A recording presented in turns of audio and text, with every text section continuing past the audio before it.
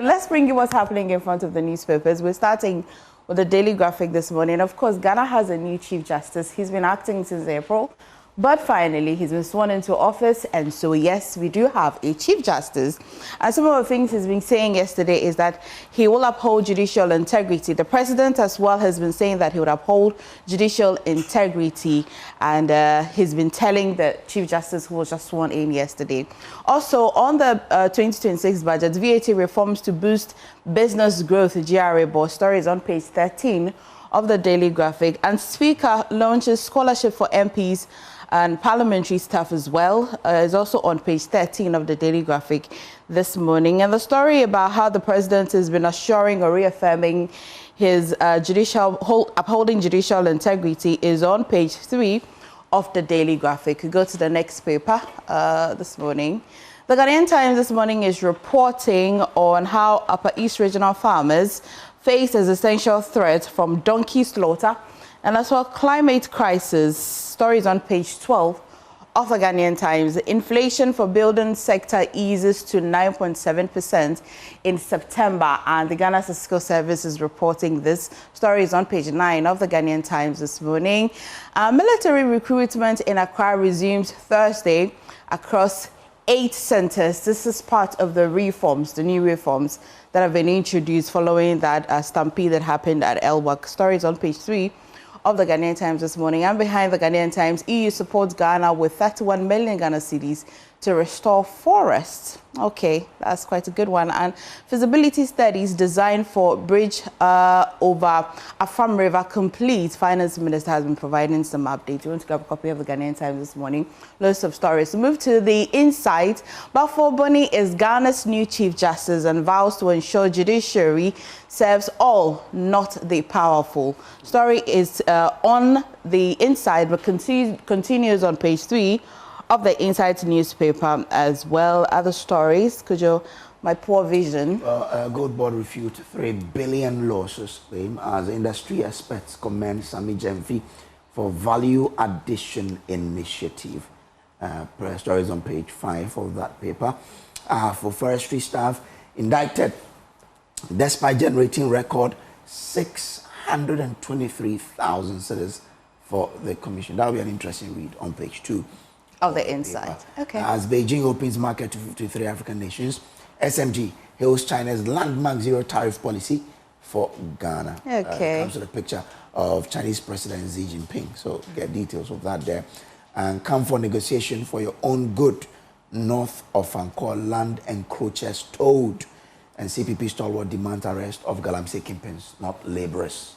Okay, thank you. That's a good one for the Insight. To move to the newspaper, other newspapers, they find job creation is the surest path to improving incomes. Economists as well as been speaking. Stories on page 2 of the New Finder. Market capitalization hits 165.5 billion Ghana cedis as GSE ends week on strong momentum.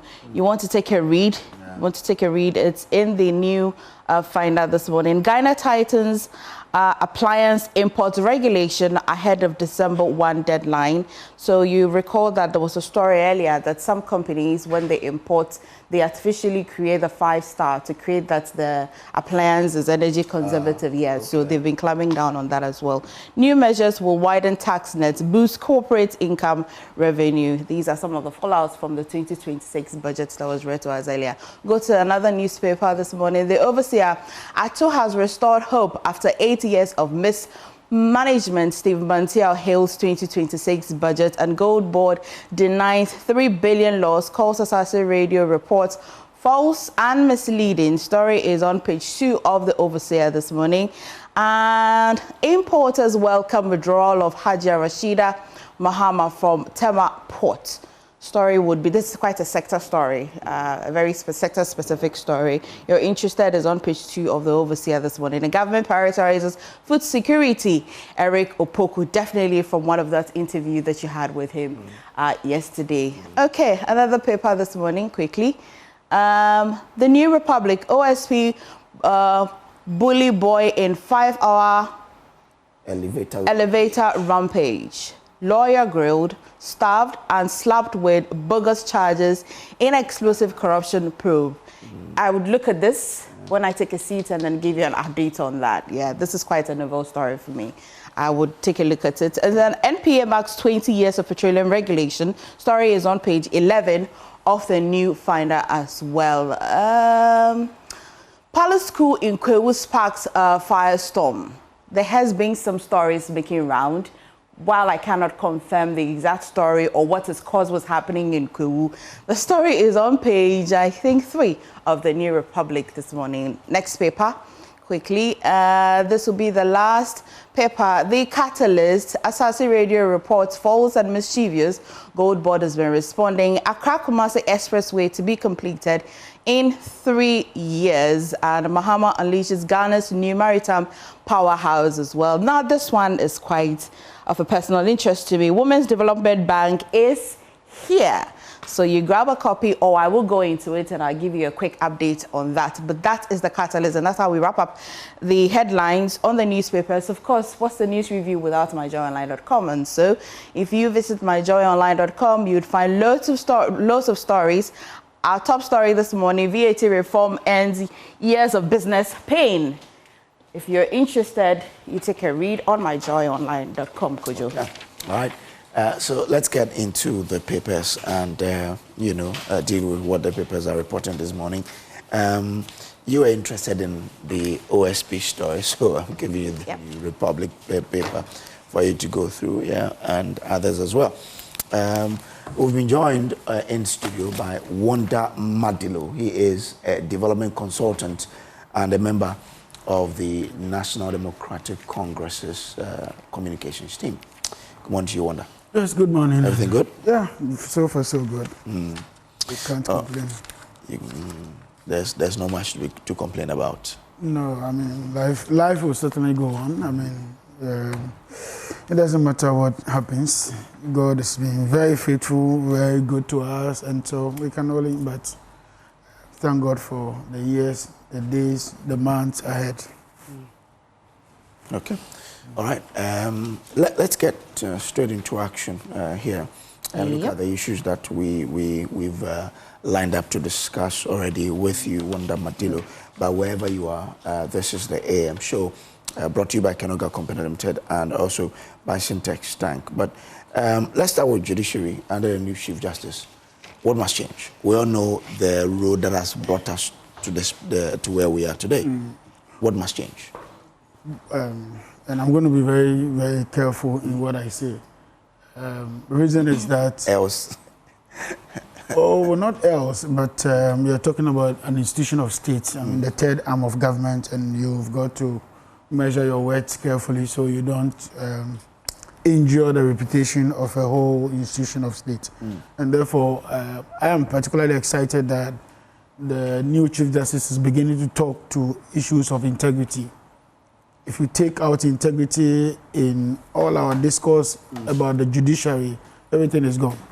You remember some years ago when the NAS story broke with this yam thing and bribery and all that. You saw how low the judiciary went and how people were willing to now volunteer information as to what happened to them when they were in court and who took bribe, who didn't take bribe, and all those things does not help investor confidence. Forget about even investor confidence. It doesn't help justice delivery. People don't believe that they can get justice when they go to court. And therefore you see the overflow of that into areas such as people beginning to become violent, taking the law into their own hands. And then they because they don't believe in the judiciary system, nothing works. Even when you have a civil issue between your brother, it becomes a criminal issue because you want to take the law into your own hands and do what you've got to do. Whereas you would have ordinarily gone to court and, seek some justice in that respect. So we need the judiciary to be up and doing. I think that over the last few years, we have lost that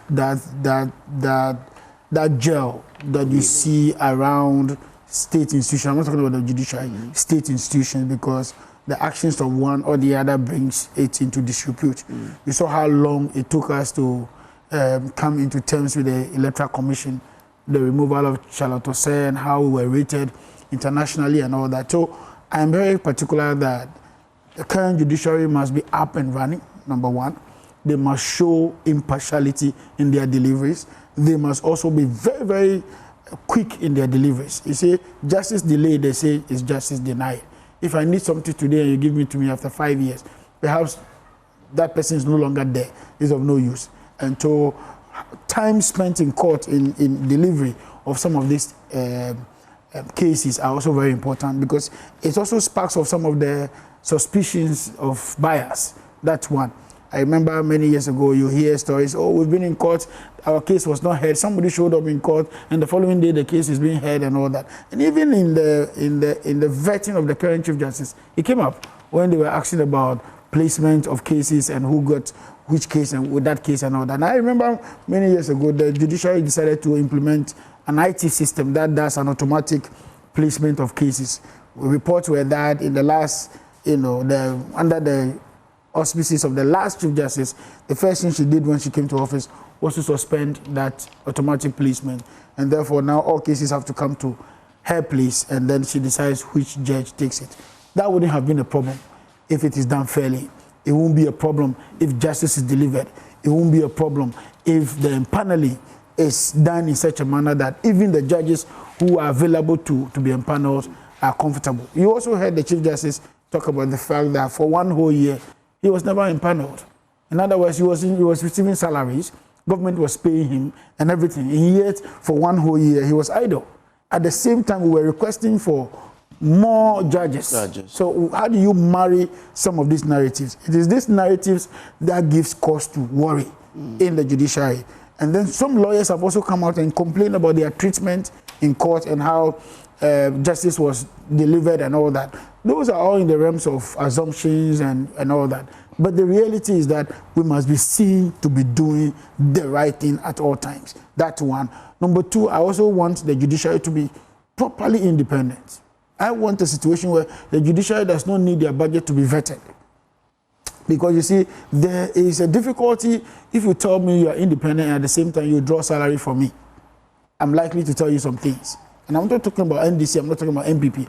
I'm talking about how we can make our judiciary, our legislature very, very independent. So to the extent that they are not subject to, of course they do generate, they have internally generated funds. Yes, when we go to court and we file and all that, money is generated. Yeah. And so what is that used for?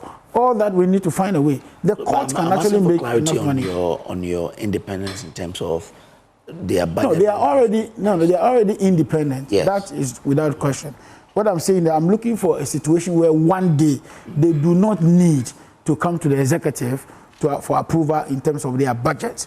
Maybe they can go directly to Parliament or wherever, and it's approved and it's added to the executive budget. That's what I'm trying to say. I'm not saying that they don't have independence. They do have independence, and at every given point in time, what we are looking for is an enhancement of that independence, so that justice is seen to be delivered, and justice is delivered in the interest of the public and the international community. You know that there are some countries, and I don't want to mention them, right in our sub-region here, nobody trusts their judiciary, and therefore investment in those areas is a problem.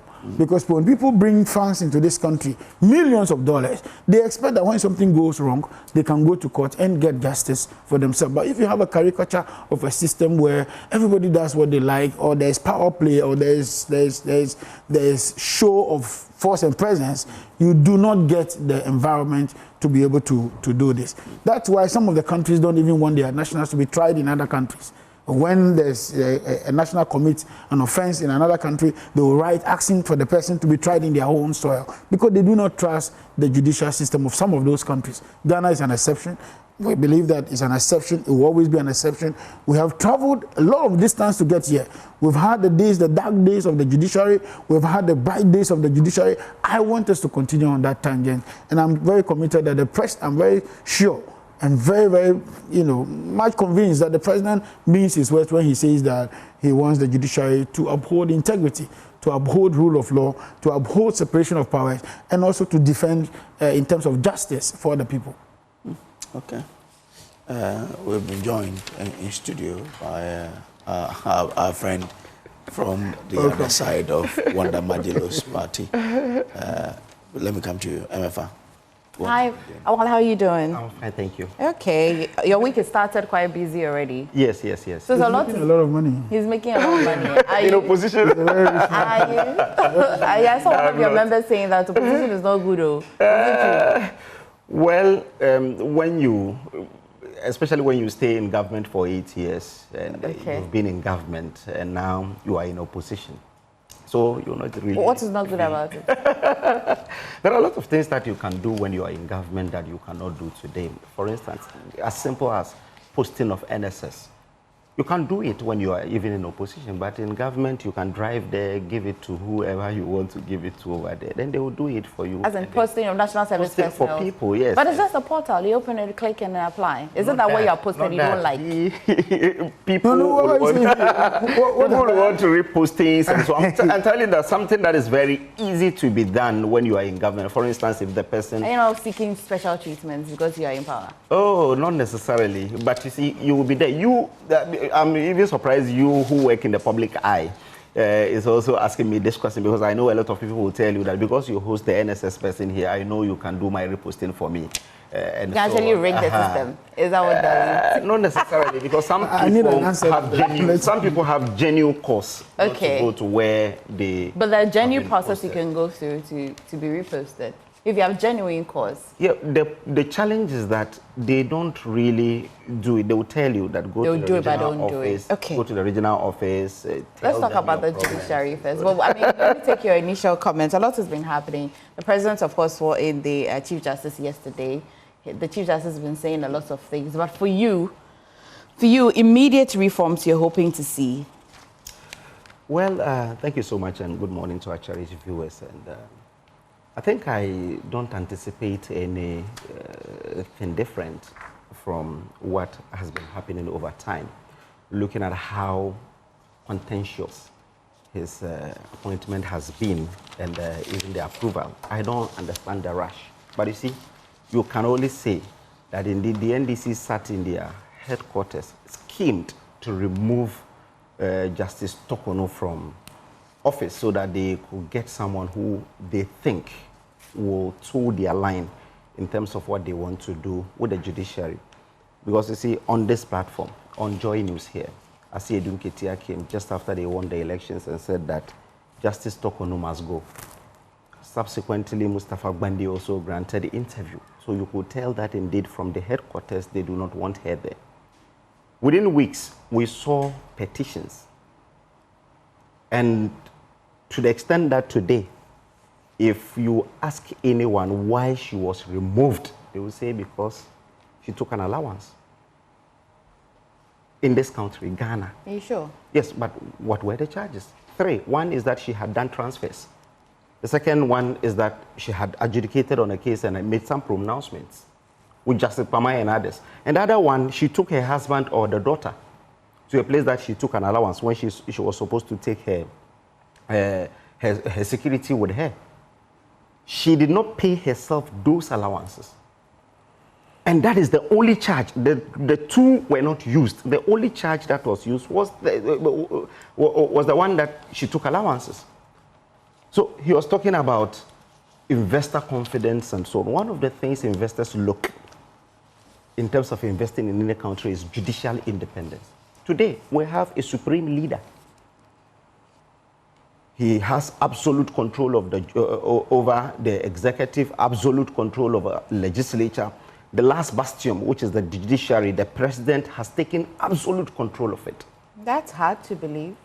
Yes, it's not. No, because even if he wanted to, how would the Constitution allow that? So, but he has done it today, because today, the appointment of Justice Bafuboni is still contentious because there are 7 different cases in court challenging the removal of the former Chief Justice. But the justice who has just been sworn in, who has been at the Supreme Court for years, or who's been in this legal system for years, is saying that what's the worst that can happen if she has her day in court, and then the directive is that he steps down as Chief Justice, he will. He's been given that assurance. What's the challenge then? It is not that easy, because you work with laws. Someone has been appointed, duly appointed, passed through the process, went through vetting, and has been approved. And you are saying that if she wins the case, she can still come back and the person will be stepped aside? But how? Why So would why the rush then? Because in this country, we have had people who had occupied such positions on acting for years. Even IGP, we had an IGP who worked for 1 year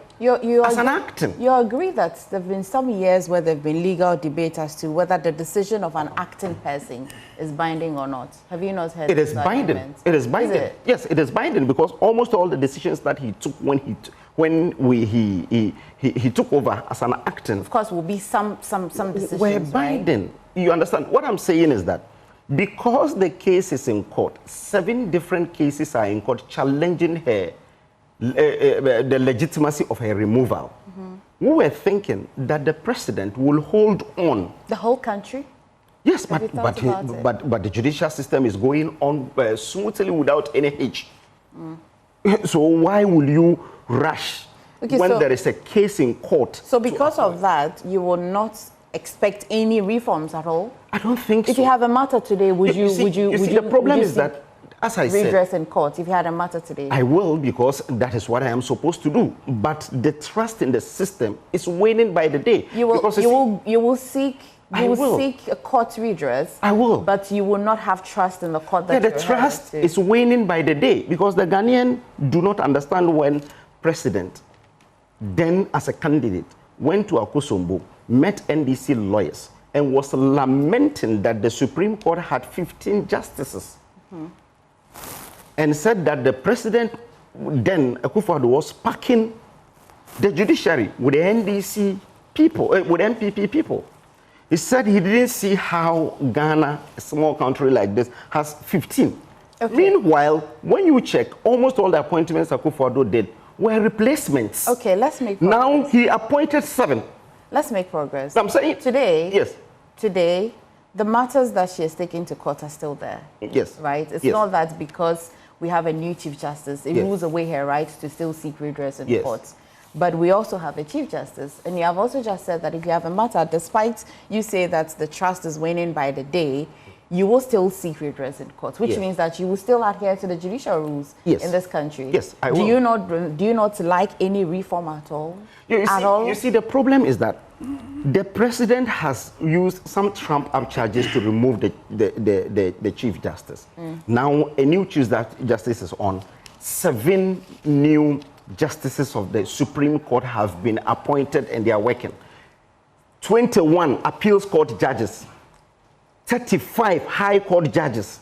Within the last 10 months, the president has appointed close to 100 justices. And because it was a promise to NDC lawyers that bide your time, when I come as president, this is what I will want to do. I will make sure that you are represented at the bench. So it tells you that the trust in the system will wane. And again, when you ask me about whether Justice Sokono will still go through the court process and whether she will be successful, I doubt her success in court. Because you see, when Eko Vincent Assefuwa under which laws will she be going? Is it not the same laws that she presided over? The same laws. Why would you doubt it then? You see, when Eko Vincent Assefuwa went to court and was challenging that indeed the process the president was using to remove her was not legal, he went to the Supreme Court. 3 justices were empaneled. Justice Sibo Asiedu, the first day of the hearing, didn't really show up, so they had to postpone it. Just after the postponement, the president appointed him, they suspended her, appointed him as a member of the 3-member committee that will work on her removal. Then Justice Bafboni took as an acting Chief Justice, dissolved the panel, empaneled himself as part of the 5 people. It was initially 3. He empaneled himself, and there were 5. In the court, her lawyers argued that because he will be the ultimate beneficiary if really the case goes against the government, he should recuse himself. He declined to recuse, and it ended 3-2 with him voting and 2 justices saying that indeed the president did not pass through the right process to suspend her. Okay. This is the reason why we're saying that the judiciary, the president is taking absolute control of the judiciary, and that portends danger for this country. It doesn't even give investor confidence because they want independent judiciary to work in a country. These are hard-hitting debates he's advancing, arguments. No, these are very flimsy, pedestrian commentaries from the MPP. And sometimes you are wondering whether the continuous lie, they are not tired with it. I want to ask, is the MPP not tired with the lies? So point out the lies so that... Number one, when President John Mahama went through the process and the Chief Justice was removed, did President Mahama appoint somebody away, outside of the same Supreme Court to be in charge or not? Answer me. But it's also... No, you said he has taken over the judiciary. He has decided to be in charge and all that. There was a senior most to the one who was removed. Due process followed. And that person has been asked to step aside. The senior most at the bar, which you worked with for your 8 years, suddenly has become an albatross on your neck. That's number one. Number two, there are 3 grounds based on equity why an injunction will be granted. You tried an injunction and failed in the same court. And I'll take inspiration from Giela versus Casman Brown, 1973. 3 grounds. Number one, and because maybe you don't understand law a little. He's not said that. So I'm going to give him the benefit of that because he went after the judiciary and saying all kinds of things. I don't know if you ever win one day, you can work with the judiciary. Number one, you were looking for an injunction which you didn't get. And these are the 3 grounds on which any court will grant you injunction in this matter. Oh, you were asking for injunction to stop the appointment of a new Chief Justice, which was thrown out, right? You agree with that? And I can continue. Do you want me to continue? Say it. No, you don't have to ask him questions. No, I need to ask him because you can't. The lies are becoming too much for us. Number one, you need to establish a prima facie case that the event leading to the appointment of a new justice is flawed. Yes. Unambiguous. It's not something you live on assumption. That's number one. Number two, irreparable harm. You must establish that the removal of the Chief Justice and the appointment of a new one has caused an irreparable harm to the woman. The last one, which is the main one, is what we call balance of convenience. And in the balance of convenience, we must weigh the options between leaving the seat of the judiciary vacant as against one man fighting to have it. And on that score, the court will decide that, listen, you are just one man. Anytime the decision is taken and you win this case, you can't be compensated. And therefore, they will throw that injunction out of gear. Because one man cannot hold the whole state. Well, the person has to prove all these 3 before. Yes, you need to prove all these 3 in court. And that's where she failed. Number two, you have stated on this program that John Mahama is now a supreme leader. We don't see him as a supreme leader. That's your narrative. Even when you didn't have the numbers under Akufo-Addo, you tried to have this country to yourself. But you didn't get it. John Mahama is not seeing himself as a supreme leader. You have been going on and on and on and on over this debate about he's a supreme leader. We have never said anywhere that John Mahama is a supreme leader. We have followed due process. Judges that you have appointed under Akufo-Addo, almost all the judges at the Supreme Court under your tenure were appointed under your tenure. Almost all of them. And you can see the ratio. But I used to say, so if you cannot work... Almost, when some people have been added during Mahama's time. No, before the case. I mean, when this case, at the time this case was started, John Mahama didn't appoint any new Supreme Court judge to go and sit on any matter. Okay. The people who sat on the matter were people that worked with them throughout their tenure. How did you suddenly become suspicious of these people? Justice for mine. How did you suddenly become... Was he appointed Listen, by... how did you suddenly become suspicious of the same people who were giving you the 9-0, the 7-0, the 5-0, the 3 zeros? How? How selective can you be in your assessment of the... But now there are new judges who have been added. So we're talking in context. The new judges that have been added did not sit on these cases. No, but she still has pending cases. Then they do eventually... And the pending cases were there before they were appointed. Even if they were empaneled, what is wrong with that? We worked with Georgina Wood for 8 years. President Kufuor appointed Georgina Wood. NDC was in power from 2009 all the way to 2012, 2016.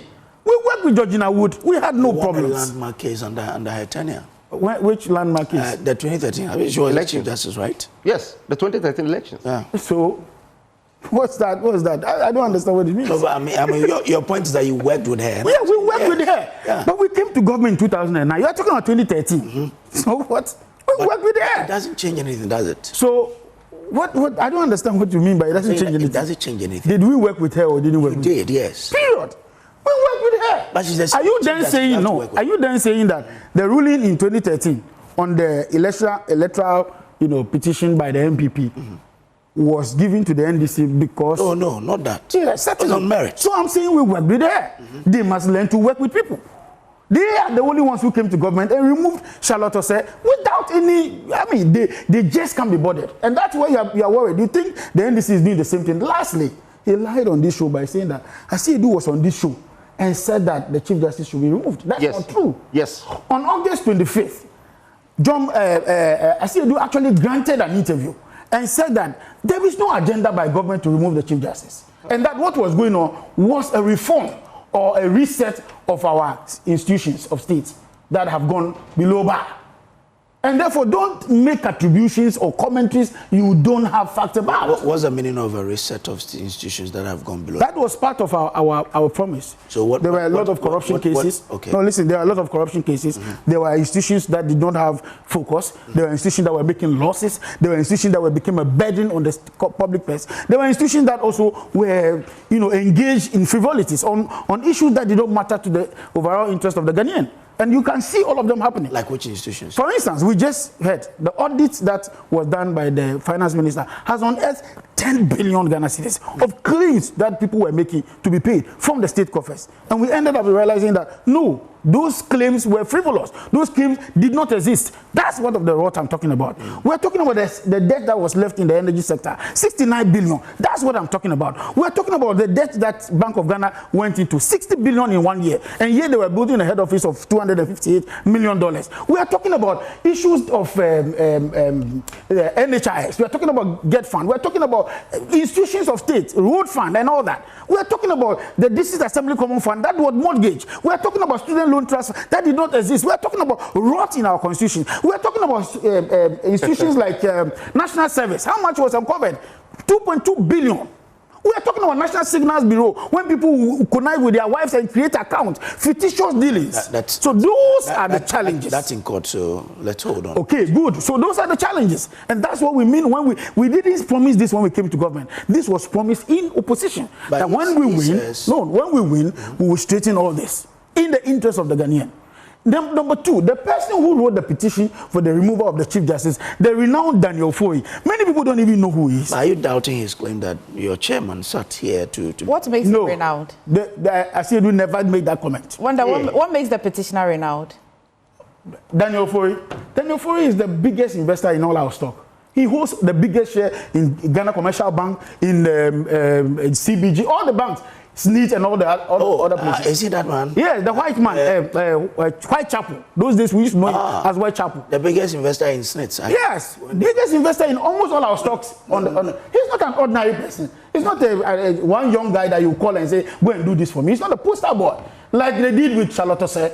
So you don't impugn the integrity of people just for nothing. Prove to me where Asiedu said on this show that the Chief Justice had to be removed. Prove for me. I want to hear that.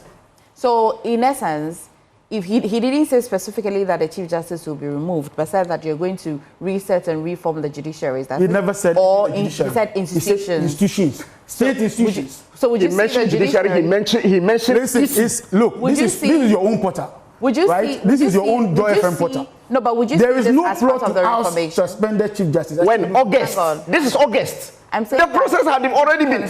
Check the story. You are talking about a story that happened in August. When he said in February, these are things that he said in February. I want your own. I'm coming. Let's make progress. Let me also take my time. This is not the center of the debate. My question is that for the judiciary now, we have a new Chief Justice. That is also an institution. Yes. Do you see that as a reform or as a reset? Do you see that at all? Can we then now impute it as part of what he said? That the judiciary as an institution also required a reset. Every institution of state that became a burden, that became a worry, that became a concern, that was run in a manner that is not befitting, if due process is followed and the person is removed, I don't have a problem. I do not have a problem. I do not have a problem. So let me just pick things that he has said so that I can react to them. One is that Charlotte Osei was not removed arbitrarily. Charlotte Osei were in this country when she started fighting with Amadou Sule and Georgina Opoku-Amankwa. How do you mean?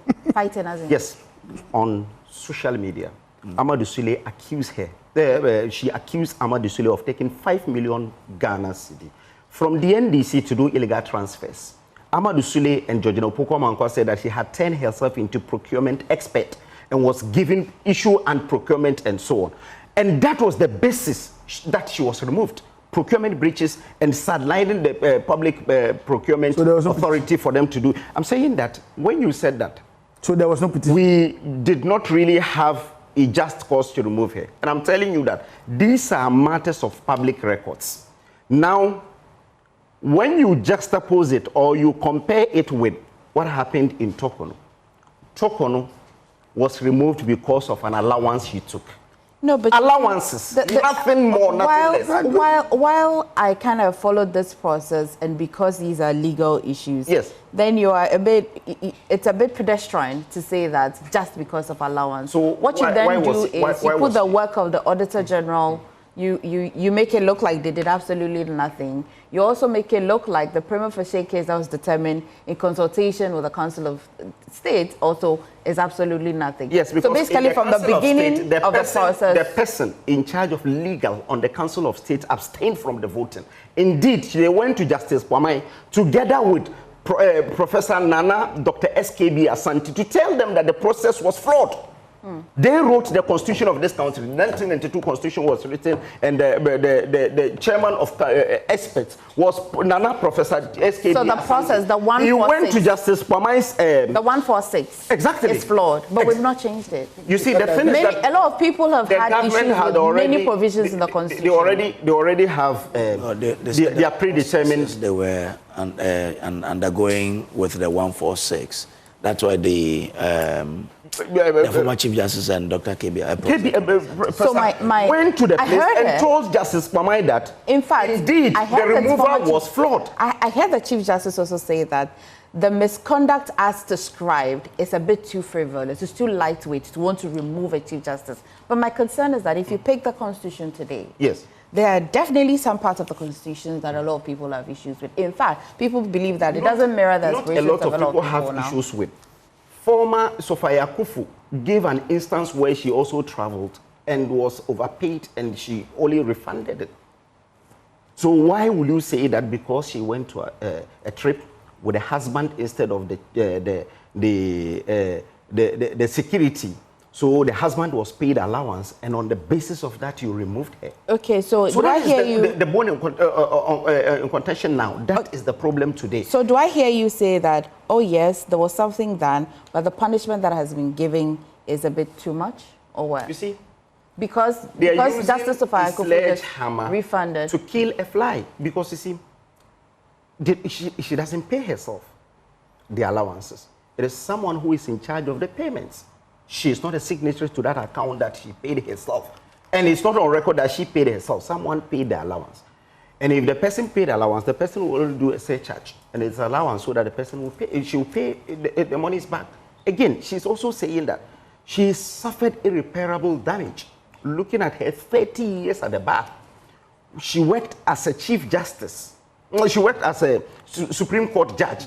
Today, she was elevated to be the Chief Justice. Yeah. Now, the misconduct is associated, the so-called misconduct is associated with her office as Chief Justice. Why can't she come back as the Supreme Court judge? Which is a good point you have just advanced. Wonder, and it's the reason I was asking if one must prove all of those, because I can't see how a person will say that removal based on misconduct cannot amount to irreparable damage. Misconduct. Imagine. Think about it. When they say reparable damage or irreparable damage or harm, the focus is not on just you. This is a public matter. This is a case of the public. Which is going ahead. The sovereignty of the state is at stake. Why didn't they, when they went to court in 2012, 2013 or 2013. Why didn't that stop the inauguration of John Mahama? Because the Constitution provides specific dates. Dates? Yeah. What are you talking about? But this one, there's no date. But think about it. But think about it. Listen to this carefully. They were in court challenging the legitimacy. Yes. Yes. In other words, you are saying that even that date is not qualified to be sworn in on that date. Yes. Is that not it? Yes. In the wisdom of the court, let it proceed. No, it's not a court that said let it proceed. Oh, it is the timetable that was followed. No, which court said we should be inaugurated? It was the timetable that was followed. The EC said they have certified that President Mahama has been duly elected. And they followed the process and did that. You listen to me carefully. So, it is not the court. Hold on. Allow Wanda to make his point. Wanda, make your point. In 2016, when we went to court. No, go back to the 2012. No, I'm coming. There are two cases. I believe there are two election petition cases. We learned lessons from 2013 and made some arrangements for what you call handing over if there are issues. In 2016, when we went to court. You didn't go to court. It's 2020. 2020? Yes. 2020. Yes. When we went to court in 2020, after the 2020 election, we didn't even go to court in 2021 or so. That's when we went to court because the election was over and we went to court. Did that stop the installment of Akufo-Addo as president? No. No, it didn't. Because in the wisdom of the court, whatever the outcome is, can you please listen? It's not a court. It's the process that is already there. So you have let to him make the point. Let him land. There was a first injunction we were seeking to stop the process. And that did not happen because to stop which another process? Yes. The newly exactly. elected. We were challenging the results, and therefore we're saying that once we are challenging the results, you cannot go ahead and put the person on the seat. No, you didn't and that was set aside. We didn't win that.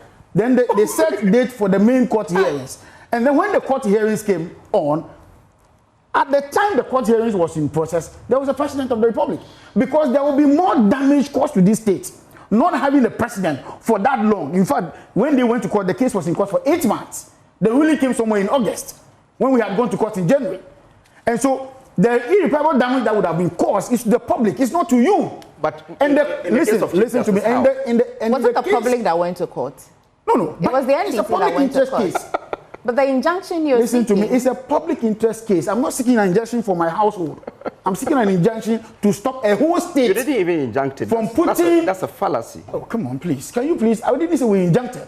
That You didn't even go for even injunction. You can't even do that because the CI 71 is clear that if you do not really trust the process. If you listen, you know what I'm talking about. But the interjection... We are doing education. Let no one say that you went to court and you were seeking to injunct the process of swearing in of the president. It never happened because the CI 71 was clear on if you dispute it, pass through the process and go and I'm to saying the court. It will be done. That CI was a learning curve.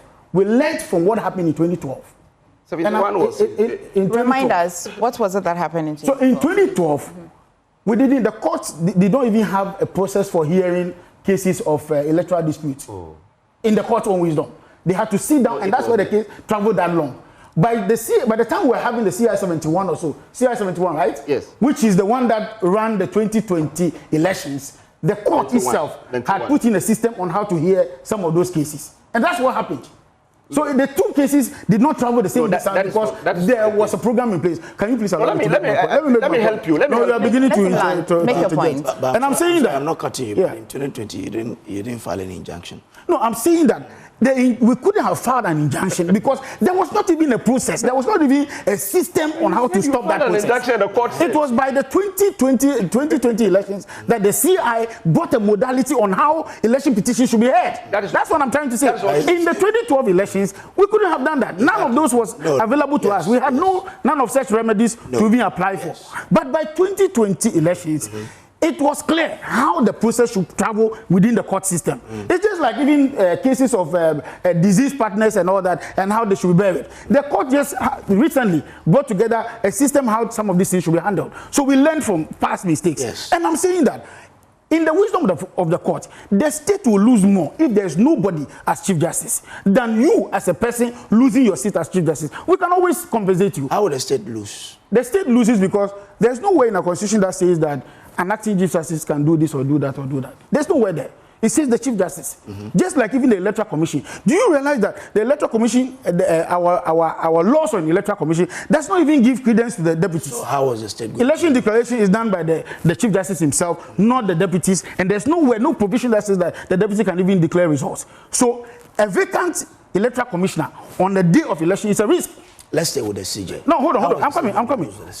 I'm giving you more examples. When the late president passed, President Mills passed, the Chief Justice, we were told, was not even in the jurisdiction.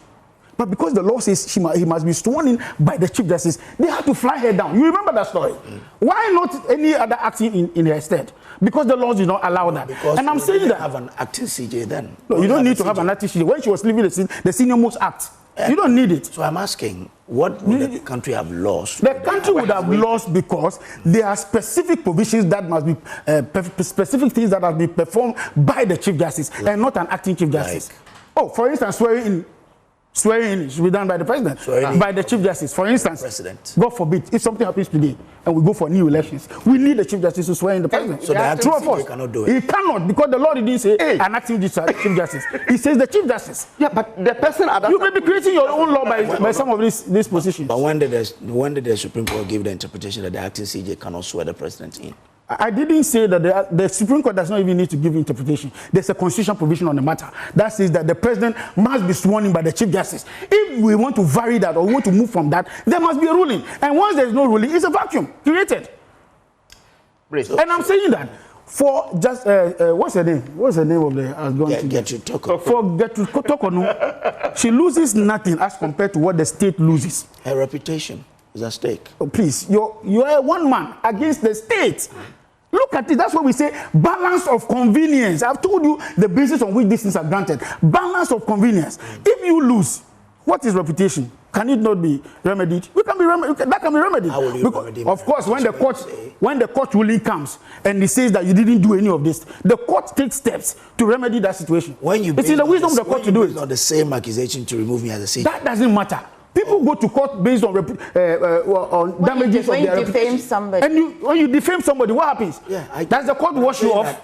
This is different though. You based on a certain quote misconduct. Yes. To take her out of office. Yes. Right? Good. You put there another CJ. Yes. And you're saying that if the court in its own wisdom again rules that. But is it not the same court whose process we follow to have the new Chief Justice? It's the same court. The court said it's the same process. It's the same court process that removed her. So if the same court thinks in the wisdom of the court that she must be reinstated, they know what to do. We shouldn't be speaking for the judiciary. Which court said she must be removed? Why? Was it not the committee that removed her? The committee was in the committee. The committee was not put together by the court. It was put I mean, I think meaning legal process. So it's different. The legal process being the domain of the executive is the same. No. It's the legal process in the domain of the executive. If the president puts together a team or a committee and they take a decision, and I go to court and I get a decision, is it the same? The president didn't put together that committee. Let's talk within the confines of law. Is the law? Yes, provided it. Yes. But as for the constitution, it has several. Where is she seeking her justice right now? Court. Right now, where is she seeking? It's the same court that will do it. Period.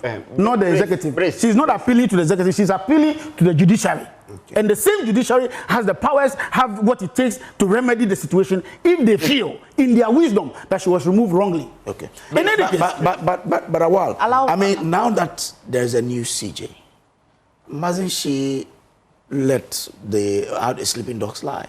Okay. Just so the country can move on. So before I get that, but let me just say that indeed, it is not true that in 2012 is the first time the courts were trying to arrange, they didn't even know how a decision, how to adjudicate a case in electoral dispute. The first time that people challenged elections in this country was in 2004. Rojo Metelnuno went and challenged it. The only thing that we learned from 2012 or 2013 petition is that there must be a time frame. That is the only thing. Since 1992, there are processes. There are processes. There were no processes. But when you learned from it, I'm saying that when they were, you said there were no processes. It was after 2013 that we learned how to put things in places. But it's not true. The real judge, she cannot let it go because she had served for the last 30 years at the bar. That is one. Two is that you, as a host of this program, has been elevated to be the manager of this station. Then you continue your work as a host and manager. At a point in time, they said you took some allowances, so that you were not supposed to take, so you have been removed. Do you have to lose your job as a host of the show? That is one of the things she is also challenging. That indeed she is. She was duly appointed as Justice of the Supreme Court. And she did not, her misconduct, the so-called misconduct, has nothing to do with her as a Justice of the Supreme Court, but as the CJ. So she is now challenging the process. And again, when you check, even the first process that was challenged, 2 justices said that the suspension, even first suspension, 2 justices of the court said that her suspension was unjust. Because it was 3-2. Minority decision. You understand? Whether minority or anything, it was not 5-0. It was 3-2. So she's now challenging the process so that not necessarily to be reinstalled. That's what I see. But I think it will be a case law for someday, if someone will want to remove the Chief Justice, it should be a Herculean task for the person to do that. If this is what you're saying, then why did we have to wait to swear in the Chief Justice? Yeah. If it's not necessarily for her to come back, and it's just I'm assuming. Okay. I'm not saying. I'm assuming that indeed, if for nothing at all, she will do this so that at least one day, if you will want to remove the Chief Justice, you know that there is a Herculean task to be followed. But I'm saying that when you were asking whether at a point in time you were asking me whether if she wins the case and she's supposed to come back, whether she'll be able to come back or not. There was a case in UEW when a vice-chancellor was removed. Then Reverend Afuboni was appointed as vice-chancellor, Professor Avoke. Professor Avoke went through the process and won the case. Yeah. But Afuboni was not removed until his tenure ended. That's the law. You understand? So that's why I'm saying that this one, if she wins the case, I don't think it will reverse anything. So many have said because that her going to court to seek that they quash the warrant that was declared by the president, removing her as Chief Justice, is a bit questionable. One would have thought that she would go seeking that they quash her removal as Justice of the Supreme Court. Whereas people have advanced the argument that it is because you were a Justice of the Supreme Court, which is what qualified you to become a Chief Justice in any way. So the president couldn't have removed you as Chief Justice and left you on the bench. That has been a legal debate so far. But she is seeking the entire process be quashed. Yes, because you see, the first thing, when you check the processes, how it started, when she will go to, she protested that even the place that the hearing was going on was really not comfortable for her. There are places that you could send her. Again, she said she was being searched by men. She was not allowed to even enter with her phone. Even her lawyers were not allowed to enter with the phone. Why was she searched by men, though? She said all these things. Hasn't the control? No, we'll take her word. She never said she was searched by men. What did she say? She said she was subjected to searches. And then she said by men. It's not true. It was check the press conference. She never said she was said by men. It's not true. Why? It's not true. This morning. It's not true. Now, you see, what is annoying? What is annoying in all this matter is that these guys have traveled all the way to ECOWAS court. They have gone through the system. Every time they are going for injunction, every time they are going for new court process, they keep losing and they keep going on and on and on.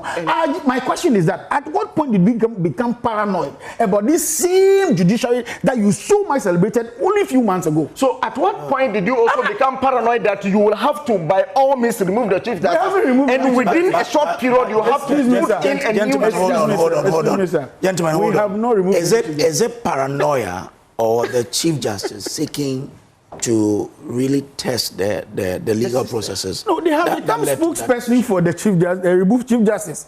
And that is what is annoying. Put that aside. He's on a show with you analyzing this matter. So have you become a spokesperson? No, that's not a fair question. Why is it not a fair question? It's not a fair question. No, why have you become a spokesperson? No, he's because the woman said she was checked by a woman.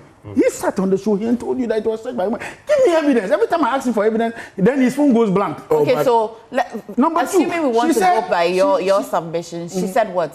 She was subjected to what? To searches, which is she was not allowed to enter with the constitutional provision based on which she was going being heard is that the process must be heard in camera. How do you understand that? How do you understand that? Wonder, you're supposed to make your points without in camera, but the petitioners were allowed to enter with their phones, with their lawyers. She was not allowed. Look at all. You see, but you covered the story. Her lawyer hasn't She even did a press conference. Said that what? The lawyer hasn't speaking, and he hasn't been quite happy about the process. What did he say? He said that other people entered the phones. No, I'm not about to. I'm not about to. I'm not about to. In any name court one proceedings, after the there is other. always one party that is not happy.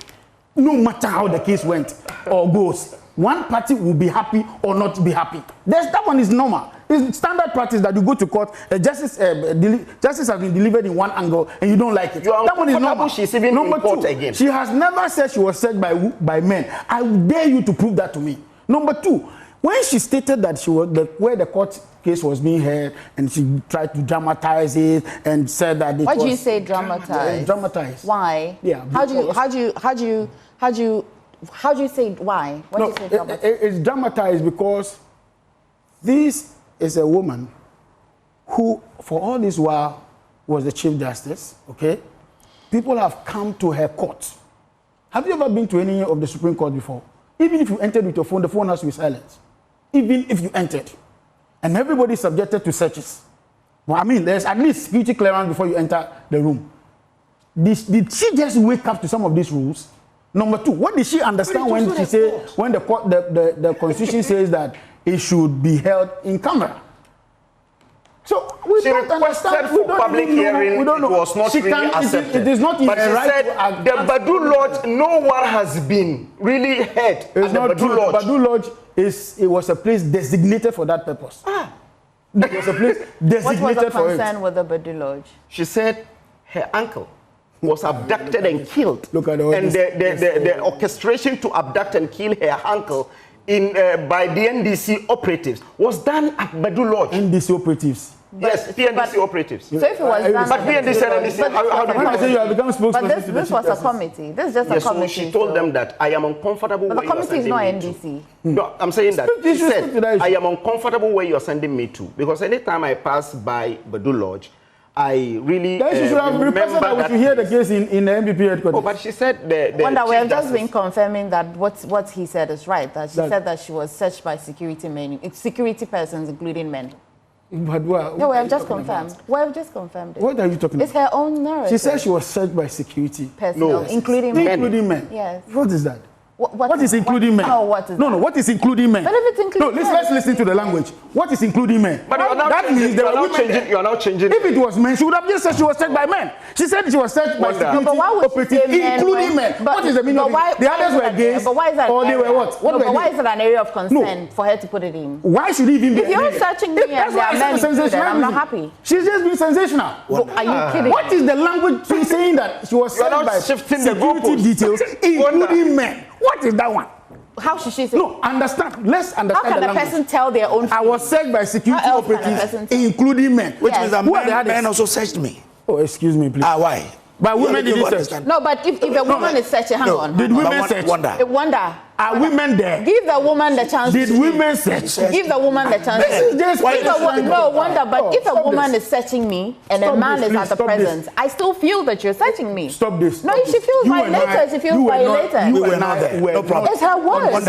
And I say that this all is of these processes were not there, but we're here discussing it. Excuse me. When you are entering, from the determination of the prima facie and all the we're not there. We're discussing it. Listen to me carefully. At the entrance of the court, in that court, in fact, even the panels were even men. In that commission hearing, the panel members were even men. No, there was one lady. Good. Now I like that. I really wanted you to ask. There was one lady. So if there is a search, why wouldn't it be done by Number two.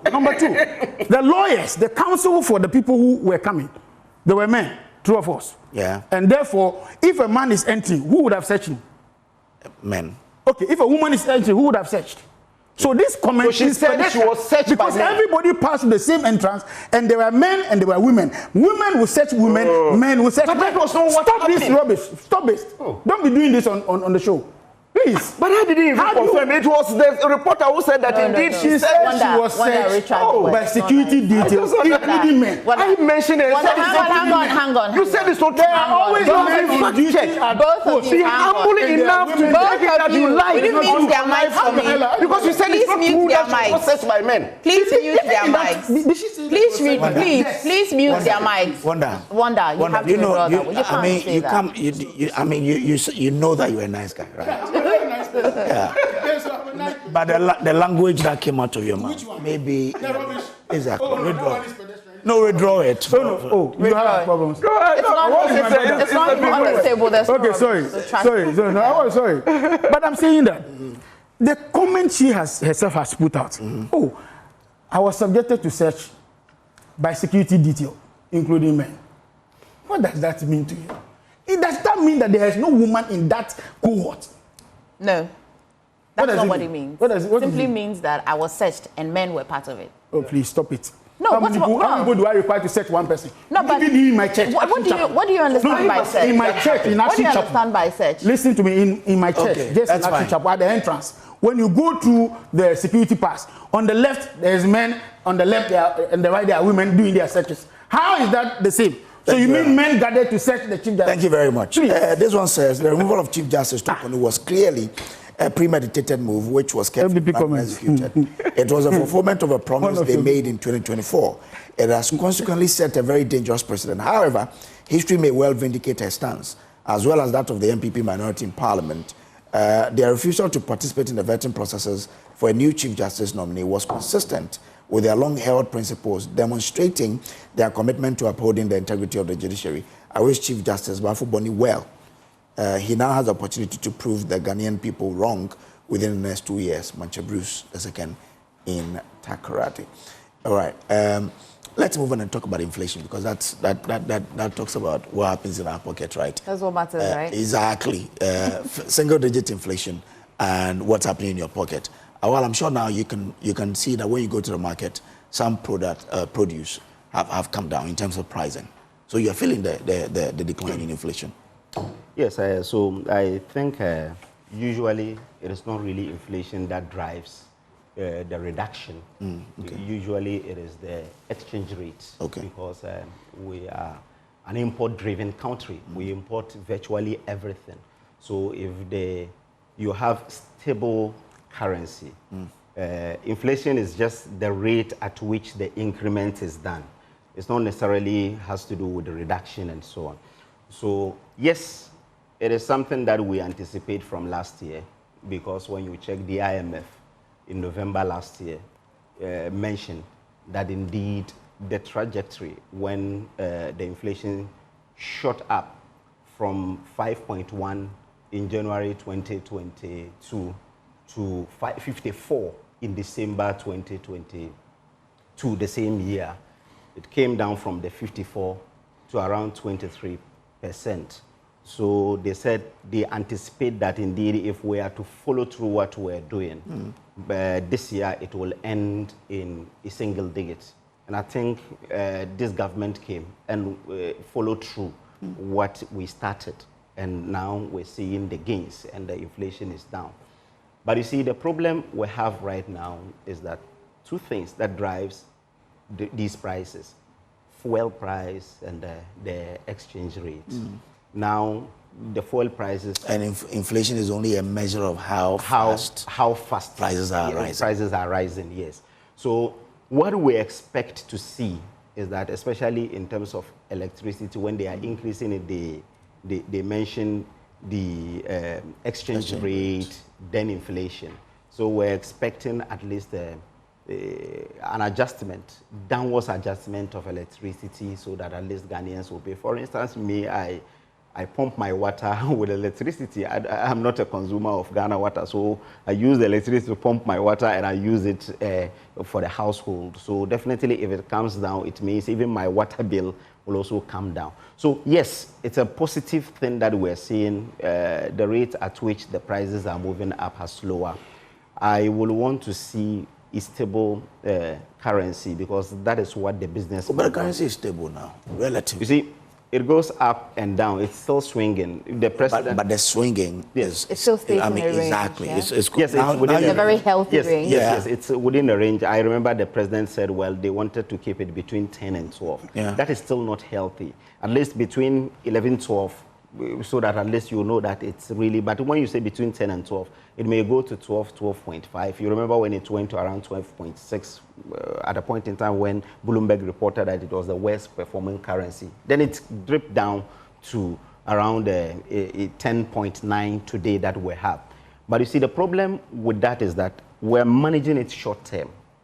When, if you're not careful, the variables change, it may also move to beyond the numbers that you want, the between 10 and 12, because you see, everything pointed to the fact that we are pumping in dollars into the system, and that is not sustainable, because today it's sustainable because gold prices had gone higher. If gold prices start to come down, it means you may not get the forex to pump in.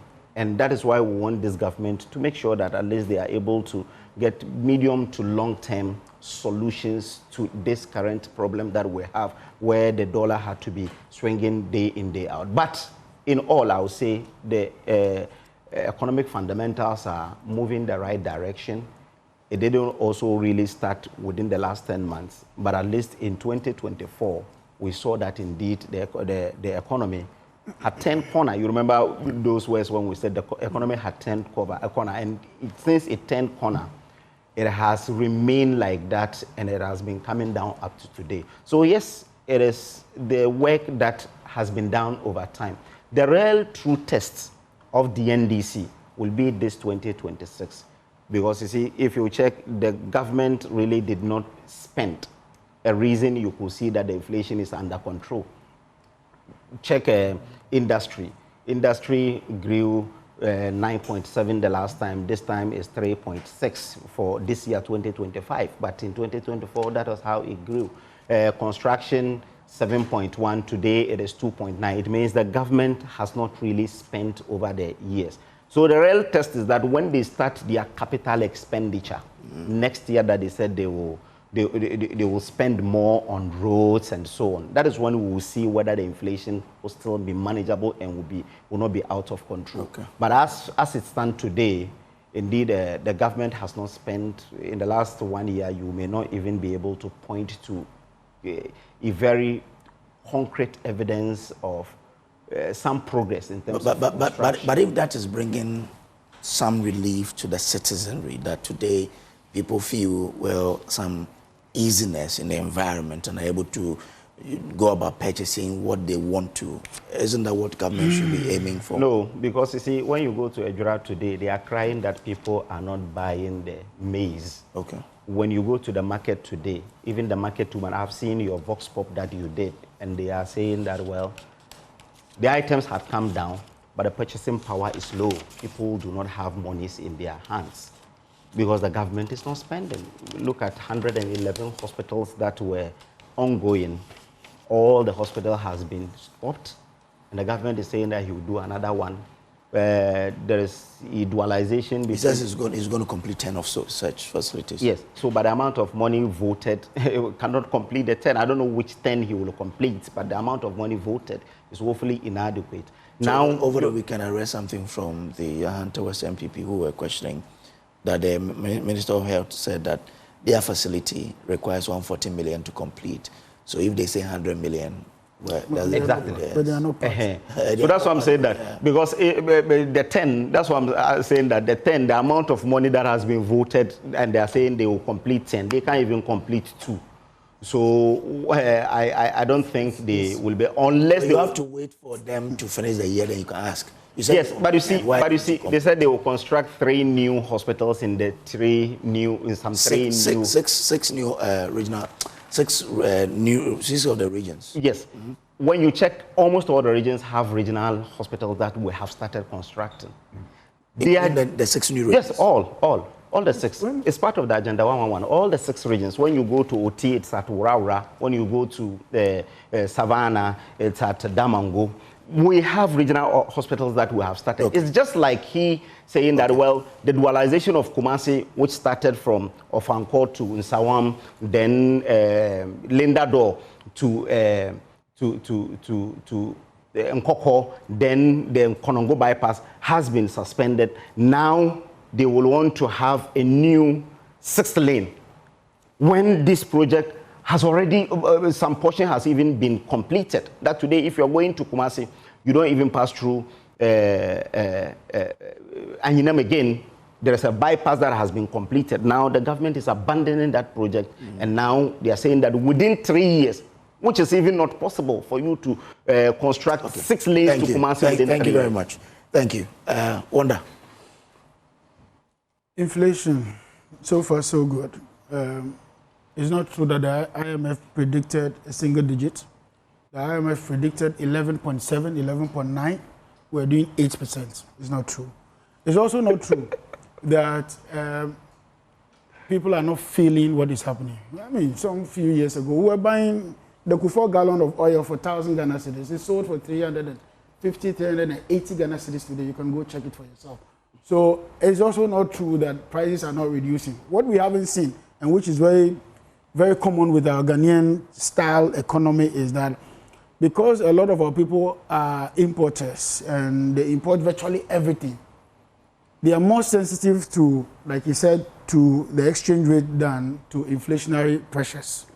And that's why we see what we're seeing. And if you look into this budget, you will see clearly that there's an attempt by government to do something within the agricultural sector, which is largely about, I mean, if you ask me, about 50% and over of the inflation basket is made up of food items. And therefore, if any government is serious, and that's why under their tenure when they were doing the planting for food and jobs, we thought it was going to be successful.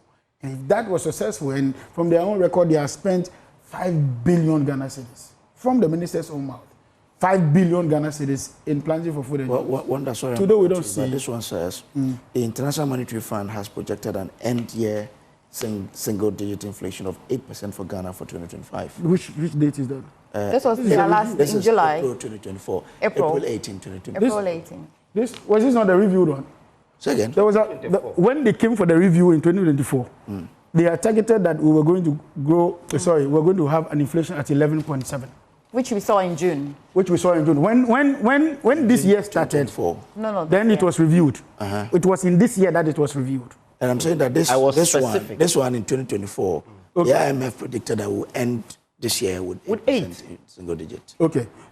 Inflation. All right. So we make progress. So at the end of the day, people don't feel what we call low inflationary figures because we are importing virtually everything. And I'm saying that they are more sensitive to imports than, especially the exchange rate, than it is to the local or domestic inflation, you want to call it.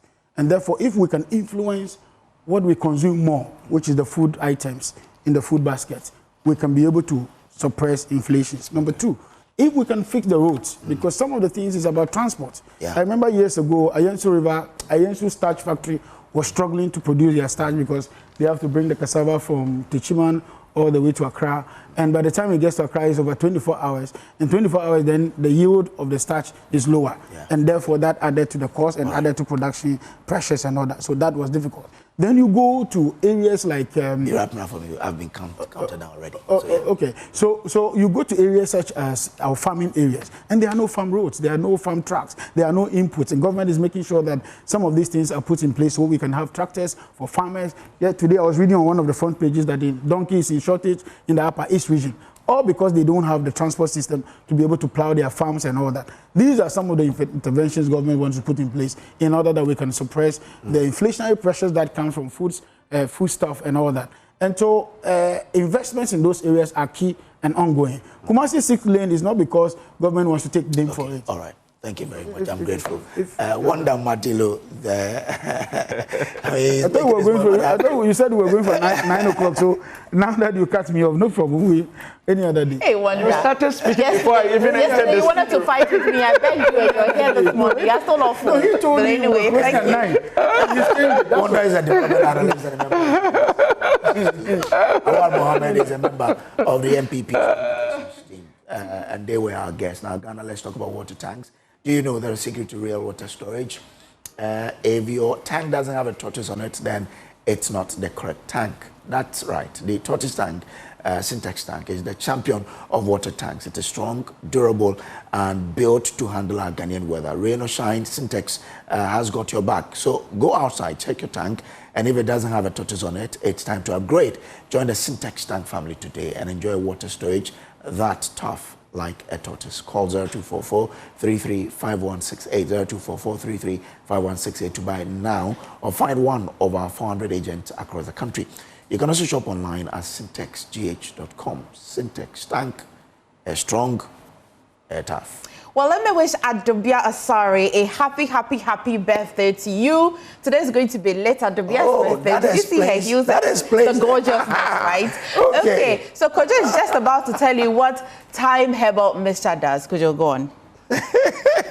Anyway, now, Time Herbal is suitable for the treatment of malaria fever, loss of appetite, general body pains.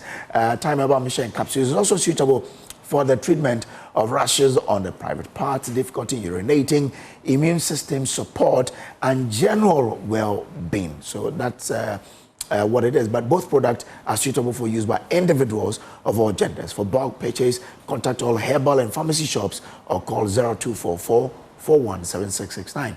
0244-417669. Well, Agosia. Yes, thank you. Well done. But anyway, this is the AM show. Please stay with us. Once again, a happy birthday to you, Adobia. We love you totally. And my regards to Lawyer Michui, my own lawyer who's doing the watching. Lawyer Michui, whoever you are, good morning to you.